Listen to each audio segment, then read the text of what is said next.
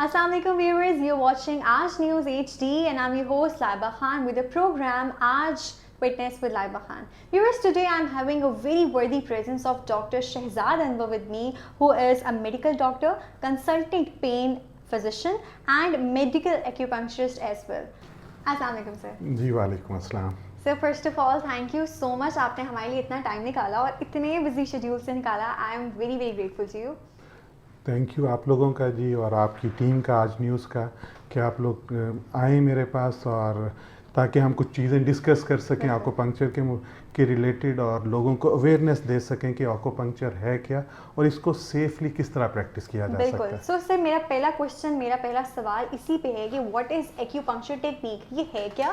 क्योंकि हमारे कोई हमें प्रॉब्लम होता है, we go for the medicine और हम देखते नहीं हैं कि हमें क्या मसले हैं, हमें मेडिसिन सूट करती है या नहीं करती, हम बगैर डॉक्टर की प्रिस्क्रिप्शन लिए मेडिसिन खा लेते हैं। तो there are very latest techniques as well. तो आज एक्यूपंक्चर, जो कि जिन्होंने बहुत कम नाम सुना होगा आप लोगों ने, उसको हम डिस्कस करने लगे। सर एक्यूपंक्चर क्या होता है? Acupuncture is one of the oldest treatment modalities. It's not latest. It's not latest. दो जैसे बाकी सारी चीज़ों ने इवॉल्व किया है, उसमें लेटेस्ट इनोवेशंस आई हैं, इसी तरह आकुपंक्चर ट्रीटमेंट में भी लेटेस्ट इनोवेशंस आई हैं। वो हम अब टिपिकल नीडल्स की जगह लेज़र यूज़ कर रहे हैं, इलेक्ट्रो आकुपंक्चर कर रहे हैं। लेकिन जहाँ तक इसकी ओरिजिन का ताल्लुक है, जब मैं बीजिंग में था फॉर माई आकुपंक्चर ट्रेनिंग, तो वहाँ हमने म्यूज़ियम में स्टोन कार्व्ड उनकी वो देखी टेक्स्ट और जो that dated back to more than 4000 years back.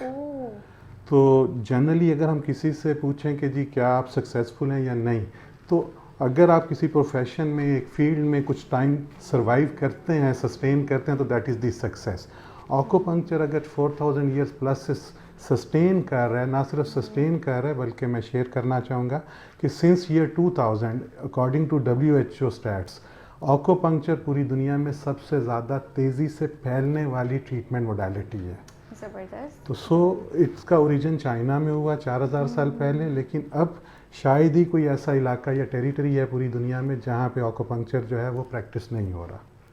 Sir आकुपंक्चर, like इसके नाम से ही पंक्चर थोड़ा सा वर्ड आते हैं, तो हम क्या परफॉर्म ऐसा करते हैं जिसमें हम पंक्चर करते हैं with the help of a needle, और क्या होता है इसमें?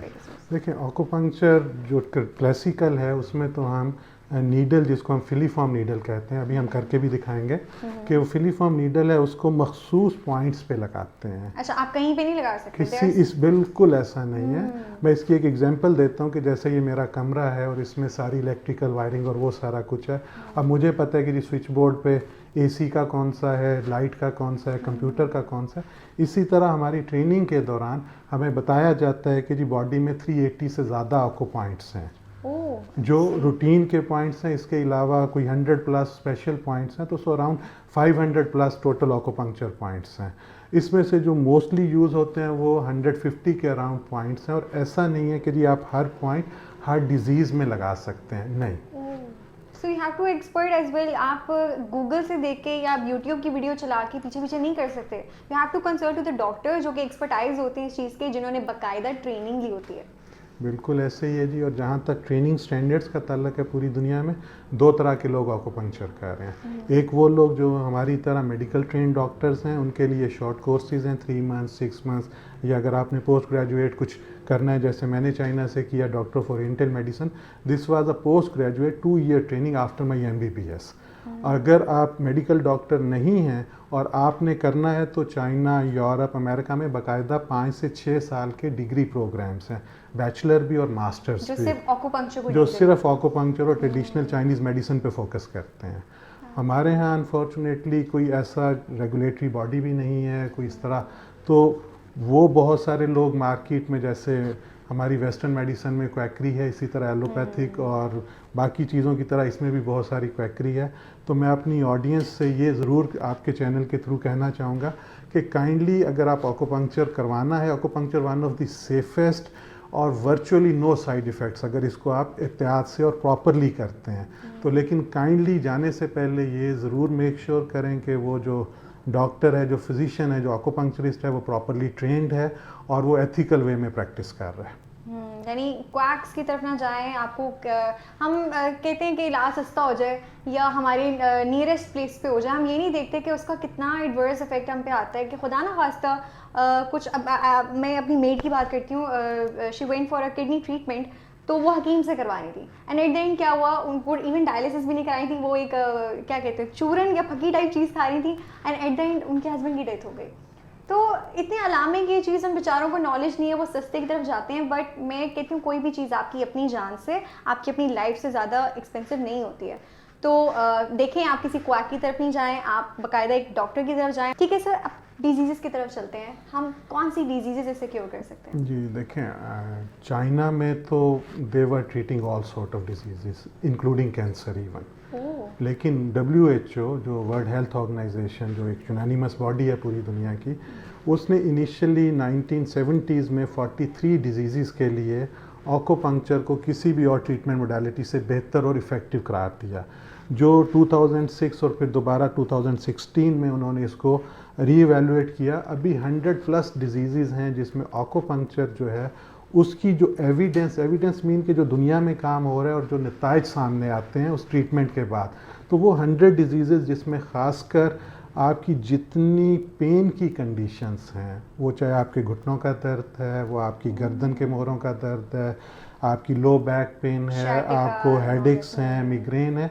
स्पेशली जो क्रॉनिक पेन है उसमें ऑकोपंक्चर की इतनी तगड़ी एविडेंस, और एविडेंस मींस कि जो बाकायदा क्लिनिकल ट्रायल्स और मेटा एनालिसिस के बाद चीज़ सामने आती है उसमें। उसके साथ साथ जो मॉडर्न एज की सबसे बड़ी प्रॉब्लम है, और ख़ासकर पैंडेमिक में, एक तो आपका इम्यूनिटी कंप्रोमाइज़ होता है, सेकेंडली जो आपको इस वर्क फ्रॉम होम और ये आइसोलेशन और ये सारा कुछ की वजह से जो डिप्रेशन और एंजाइटी है।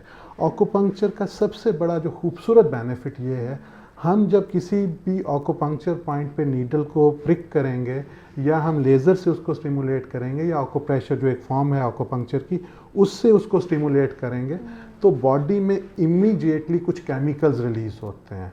उन केमिकल्स को हम एंडोर्फिन्स कहते हैं, और एंडोर्फिन्स जो हैं वो आपको 4 बेसिक फ़ायदे देते हैं। उनको हम कहते हैं फील गुड हार्मोन्स। ये आपको फीलिंग ऑफ वेलबींग देते हैं, ये आपका हार्ट रेट जो है उसको काम डाउन करते हैं। यू कैन से कि सेरोटोनिन इसमें endorphins is different, serotonin is some other chemical, endorphins are much more stronger. कि पहले तो हम ये समझते थे कि जी सिर्फ सेंट्रल CNS इनको रिलीज करता है, अभी रिसेंट स्टडीज़ में एविडेंस आई है कि इसकी पेरिफेरल जो है वो रिलीज भी है नर्व एंडिंग से। तो सो एंडोर्फिन रिलीज से प्लस जब आपका मूड और वो वेलबींग होंगी, आपका ब्लड प्रेशर, आपकी डाइजेशन, आपकी जो स्लीप है, उन सारी चीज़ों पे भी फ़ायदा आता है। यानी सिर्फ फिजिकल इश्यूज नहीं बल्कि psychologically it's a very good treatment.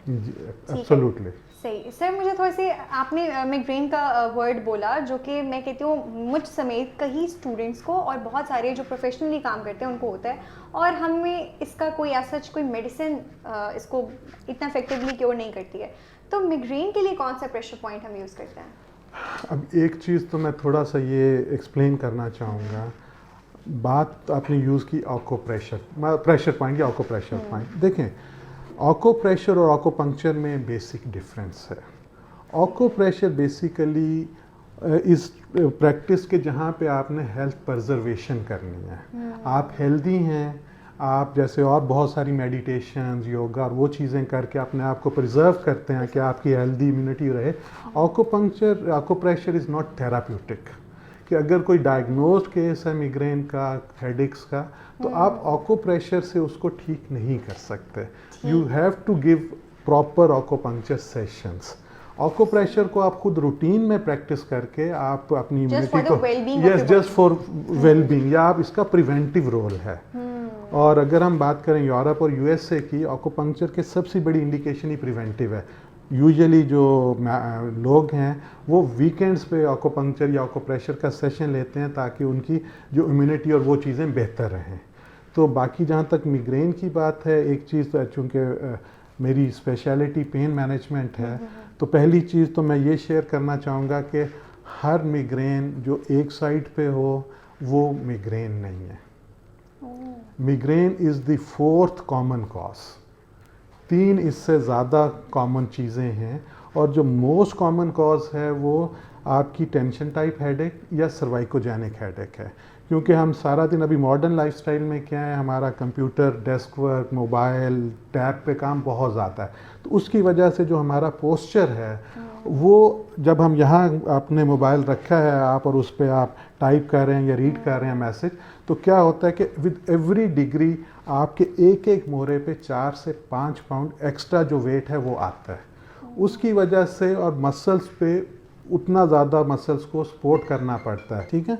तो जितने डिग्री आप नीचे जाते हैं उतना ज़्यादा प्रेशर, उतना दबाव ज़्यादा आता है, तो उसकी वजह से आपको मसल्स को ओवरवर्क करना पड़ता है। जब मसल स्पैज़ में जाएंगे तो आपकी जो सेरिब्रल, जो आपकी नेक से जो आर्टरीज या वेसल्स ब्रेन को जा रही हैं वो कंप्रेस होंगी, उनकी बॉटल नेक इंजरी होगी मसल स्पैन की वजह से या ट्रिगर पॉइंट्स की वजह से।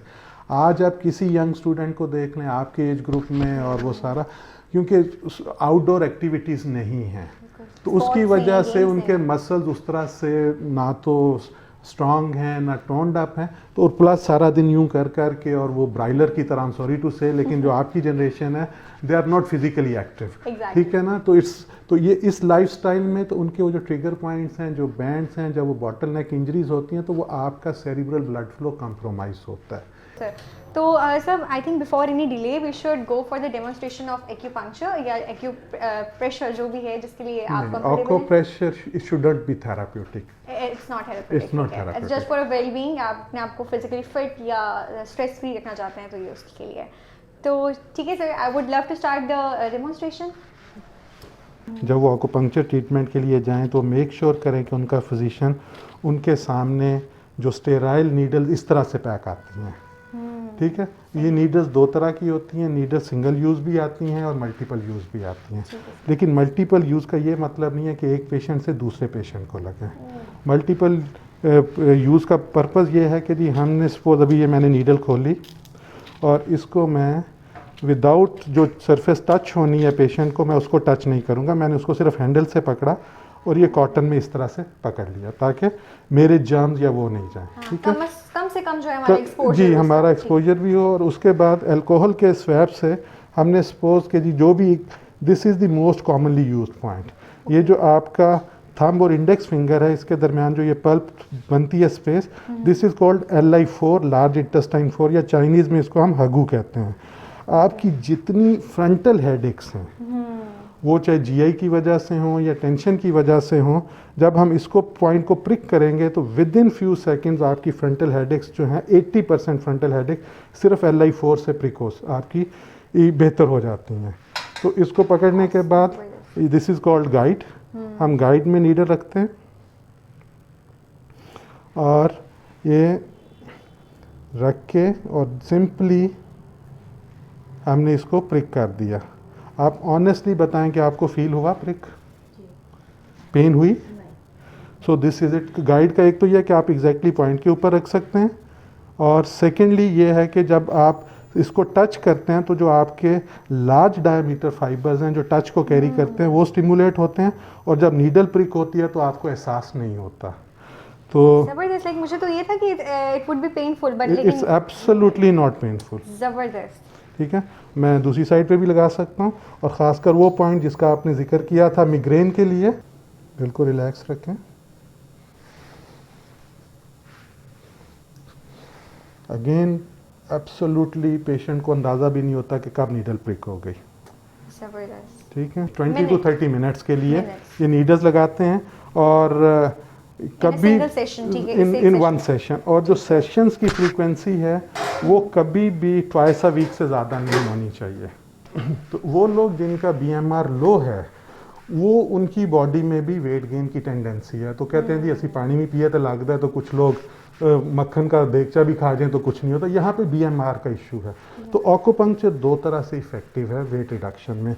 एक तो ये आपका जो रेस्टिंग मेटाबॉलिज्म है उसको इम्प्रूव करता है थ्रू के जी, इंक्रीज करता है थ्रू थायराइड एक्टिवेशन, क्योंकि जिन लोगों में वेट गेन की टेंडेंसी होती है उसमें सब एक्यूट हाइपोथायरॉयड, कि उनका बेसिकली थायराइड वो हार्मोन है जो आपकी एक्टिविटीज़ और उसमें उसको कंट्रोल करता है। तो सो ये थ्रू थायराइड एक्टिवेशन इसका ये मतलब नहीं है कि ये थायराइड हार्मोन को इंक्रीज करेगा, नहीं, ये सिर्फ उसकी एक्टिवेशन करेगा और जो आपकी बॉडी रेस्ट पे से कि जी 1 कैलोरी बर्न करती है 1 मिनट में, ये उसको बढ़ा देगा। सेकेंडली जो एक्टिव लाइफस्टाइल है, वॉक और ये सारी चीज़ें जब तक आप नहीं करेंगे लॉन्ग टर्म बेनिफिट नहीं होगा। तो मोस्ट कॉमन जो पॉइंट हम एडवाइस करते हैं अपने पेशेंट कि जी अगर आप जब भी खाना खाने के लिए बैठें, खाना खाने से टेबल पे बैठ के सिर्फ आप ये पॉइंट, दिस इज ठीक है, yes above the upper lip और मतलब ये जगह पे, इसको आपने 100 से 150 टाइम्स यूं प्रेस कर लें लाइक दिस, ठीक है। दिस पॉइंट इज डू 26, लेकिन ये करता क्या है, आपके हमारे ब्रेन में जो भूख का ये स्टाइटी सेंटर है ये उसको स्टिमुलेट करता है। जब वो स्टिमुलेट हो जाएगा तो आप थोड़ा खाएंगे तो आपको ज़्यादा फिलिंग की फीलिंग आएगी। तो ये तो हो गया एपिटाइट को रेगुलेट करने का। सेकेंडली हम कुछ और पॉइंट्स यूज़ करते हैं जैसे LI10 है, LI11 है, या एल्बो के साथ, इस तरह आपके नी के साथ स्टमक 36 जूसानली है, स्टमक के कुछ पॉइंट्स हैं, इनको हम यूज़ करके उसका जो मेटाबॉलिज्म है उसको भी इम्प्रूव करते हैं। तो अगर आपने अपनी भूख पे कंट्रोल नहीं है और उसको करना चाह रहे हैं तो जस्ट दिस पॉइंट 100 से 150 टाइम आधा मिनट लगेगा, जस्ट लाइक दिस। ये तो मैं हर मील से पहले करने लगी, लोग मुझे देखेंगे क्या कर रही है। तो मुझे बहुत अच्छा लगा sir, it was quite informative session with you, thank you so much for your time. तो व्यूवर्स, इसी तरह की इंटरेस्टिंग और इन्फॉर्मेटिव सेशंस हम आपके लिए लाते रहेंगे। Stay tune to Aaj news HD for more interesting stuff. Thank you so much, अल्लाह हाफिज़।